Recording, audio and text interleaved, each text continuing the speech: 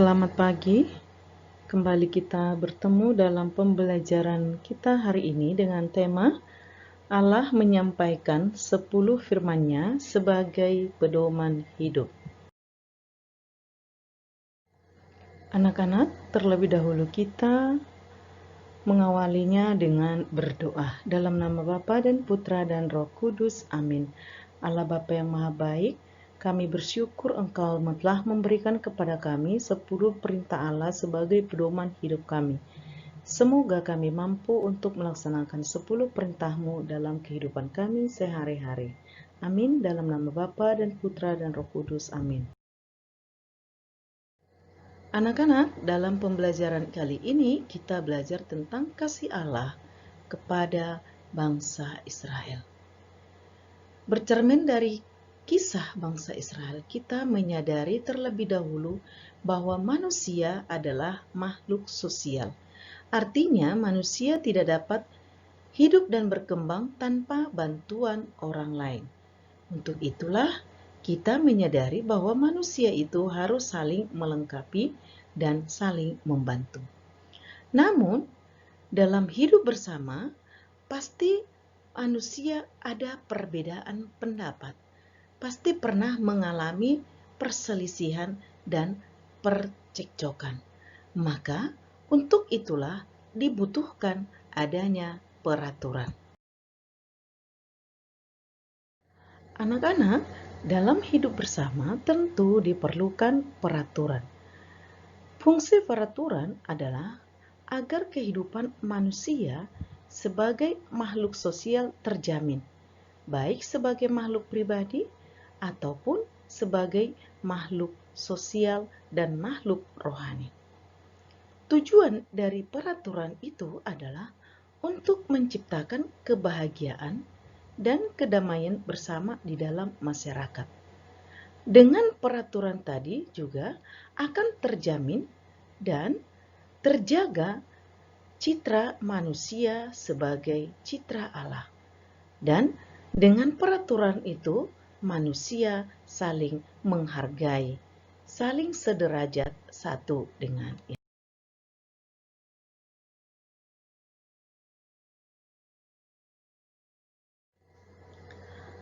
Anak-anak, mengapa perlu peraturan? Tentu anak-anak pasti tahu bagaimana atau apa yang terjadi jika peraturan itu tidak ada. Misalnya, saat Anda berada di sekolah, apa yang terjadi jika tidak ada aturan? Nah, misalnya, pasti ada yang tidak mengerjakan PR. Ada yang datang terlambat. Sedangkan peraturan itu ada, masih ada orang yang melanggar aturan itu, sehingga membuat hidup bersama menjadi tidak nyaman. Contohnya, orang yang tidak mengerjakan PR itu akan mendapat hukuman. Lalu orang yang memberi hukuman itu pasti akan tidak disukai oleh orang yang mendapatkan hukuman tadi. Itulah jika tidak ada peraturan di sekolah.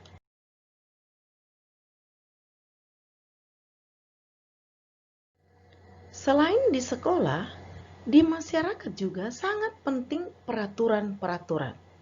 Coba kita amati pelanggaran-pelanggaran yang terjadi saat di jalan raya. Sebenarnya peraturan sudah dibuat, tetapi manusianya masih ada yang melanggar. Apalagi kalau tidak ada aturan. Contohnya, sudah dibuat peraturan bahwa setiap berkendara motor wajib menggunakan helm. Tapi masih ada yang tidak menggunakan helm. Yang diperbolehkan untuk berkendara adalah usia 17 tahun ke atas. Tetapi anak-anak ini masih di bawah umur sudah mengendarai di jalan raya. Menerobos lampu-lampu lalu lintas, serta menerobos jalan busway.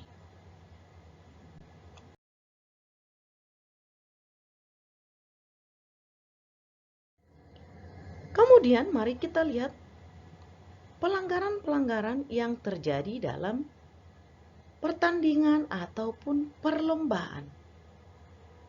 Tentu, sebelum terjadi pertandingan, sudah diumumkan apa peraturan-peraturan yang berlaku. Namun, manusia masih sering melanggar peraturan-peraturan itu sehingga membuat suatu perlombaan itu menjadi tidak bagus. Maka, tetap dianjurkan dan dihimbau untuk selalu taat pada peraturan-peraturan sehingga tercipta kerukunan.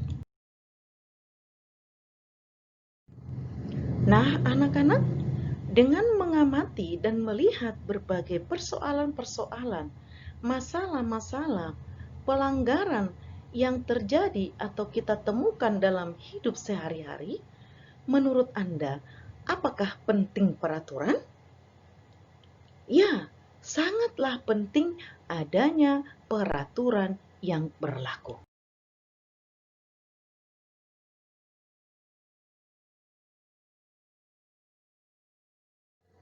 Anak-anak, apa itu peraturan? Peraturan adalah hal-hal yang merupakan atau anjuran yang harus dilakukan sekaligus larangan yang tidak boleh dilakukan agar tercipta kedamaian. Anak-anak, pentingnya peraturan dalam hidup bersama kita lihat atau kita bercermin dari kisah pengalaman hidup bangsa Israel ketika keluar dari Mesir menuju tanah terjanji. Yang dapat kita baca dalam Kejadian Keluaran 19 ayat 1 sampai 25. Perjalanan hidup bangsa Israel itu tidak jauh beda dengan kehidupan kita saat ini. Di mana pada saat itu bangsa Israel ada kalanya mereka lupa akan janji Tuhan. Kemudian mereka terkadang keras kepala dan tidak mau dinasehati oleh Musa. Kemudian mereka kurang percaya kepada Tuhan di saat mereka menderita. Lalu mereka dengan gampang untuk menyembah berhala. Nah, dengan tindakan-tindakan yang dilakukan oleh bangsa Israel tadi, ya, Allah ingin bangsa Israel tetap menjadi bangsa yang dikasihinya. Maka Allah mengikat janji kepada bangsa Israel. Janji yang pertama adalah Allah akan membawa bangsa Israel keluar dari perbudakan Mesir lewat perantaraan Nabi Musa. Kemudian Allah berjanji akan selalu mendampingi bangsa Israel selama dalam perjalanan di padang gurun dengan memberikan mereka makan dan minum. Yang ketiga, kesetiaan Allah nyata ketika mereka sampai ke tanah terjanji, yaitu tanah yang kaya dan subur berlimpah susu dan madunya.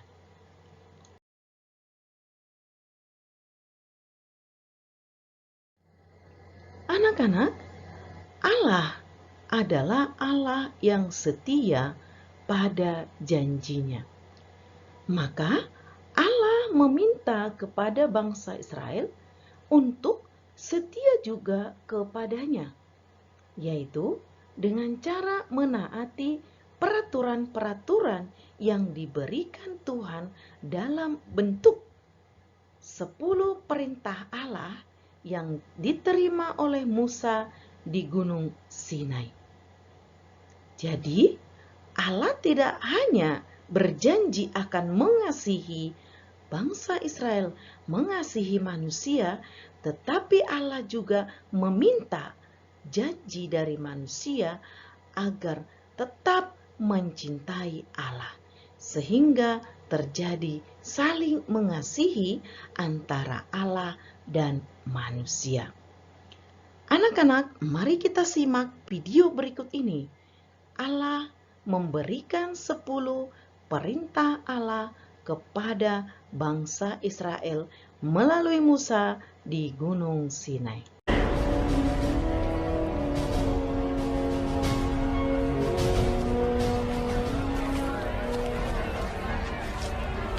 What is this strange place?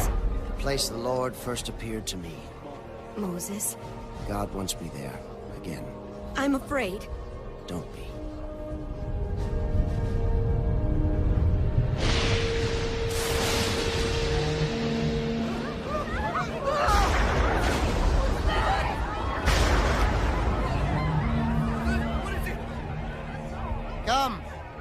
Come, we'll make camp here.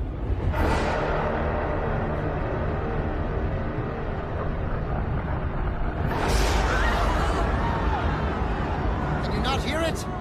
It is the voice of God. Do not be fearful. One day, you will all be able to open your hearts to his voice. Now, I must go up on the mountain and talk with God. Be careful, Moses. I am with God. Watch over our people. They may grow restless. I will, my brother.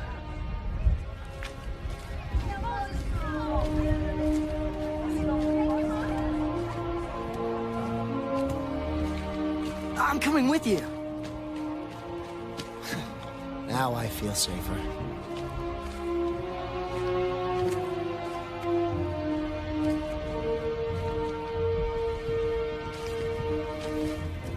Joshua, I must go alone from here.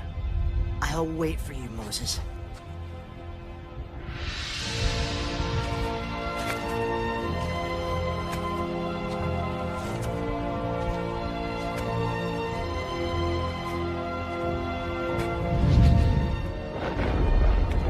And he climbed up into the thick cloud where God was. He stayed 40 days and 40 nights.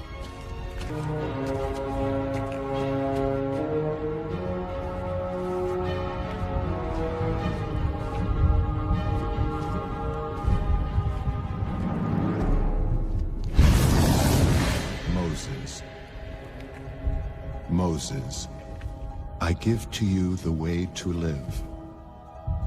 I give to you my 10 commandments. Remember them. Teach them. Teach them for the rest of time.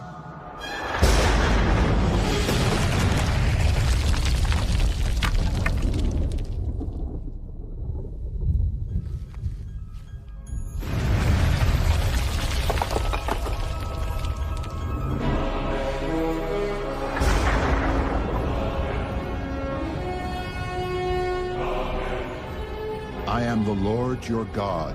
You shall have no other gods before me. You shall not worship false gods. You shall never take my name in vain. You shall keep the Sabbath day holy. Honor your father and your mother. You shall not murder. You shall not commit adultery. You shall not steal. You shall not lie. You shall never want what belongs to others.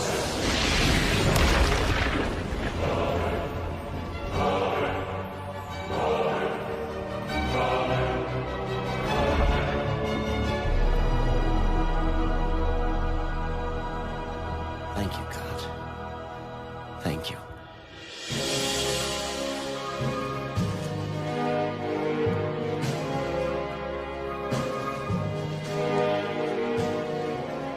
Bukti bahwa Allah mencintai bangsa Israel. Perintah Allah yang pertama, jangan menyembah berhala, berbaktilah kepadaku saja, dan cintailah aku lebih dari segalanya. Perintah Allah yang kedua, jangan menyebut nama Tuhanmu dengan tidak hormat. Perintah ketiga, kuduskanlah hari Tuhan. Perintah yang keempat, hormatilah orang tuamu. Perintah yang kelima, jangan membunuh. Perintah keenam, jangan berbuat cabul. Perintah ketujuh, jangan mencuri. Perintah kedelapan, jangan bersaksi dusta terhadap sesamamu. Perintah ke-9, jangan ingin berbuat cabul. Dan perintah ke-10, jangan ingin akan milik sesamamu. Anak-anak, perintah Allah 1-3 bertujuan untuk menjaga hubungan antara manusia dengan Allah. Dan perintah 4-10 untuk menjaga hubungan manusia dengan sesamanya. Anak-anak, Allah memberikan 10 perintah Allah kepada Musa dalam bentuk 2 loh batu. Loh batu yang pertama berisi perintah 1-3 dan loh batu yang kedua berisi perintah 4-10. Inilah pedoman hidup bangsa Israel dalam perjalanan dari tanah Mesir menuju tanah terjanji. Anak-anak, setelah kita mempelajari kisah Allah memberikan 10 perintahnya, dapatlah kita simpulkan bahwa 10 perintah Allah menjadi pedoman hidup bukan hanya kepada bangsa Israel, tetapi menjadi pedoman hidup kepada umat Kristiani sampai saat ini. Sebagaimana Allah sangat setia kepada manusia, maka kita juga diharapkan setia kepada Allah dengan menaati aturan-aturan dan tidak melanggar perintah-perintahnya.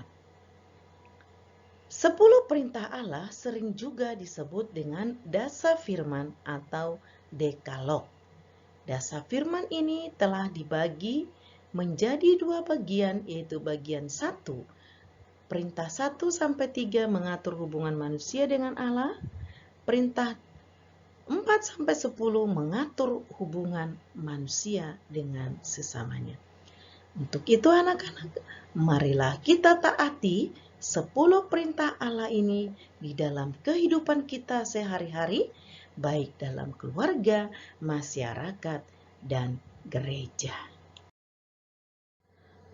Anak-anak, mari kita tutup dengan doa penutup sendiri-sendiri secara spontan, doa masing-masing. Dan tugasmu adalah menulis 10 perintah Allah dalam buku gambar atau kertas HPS, lalu menghiasnya dan mewarnainya. Ibu akan mengambil nilai keterampilan dalam KD 3.3. Terima kasih, sampai jumpa minggu depan.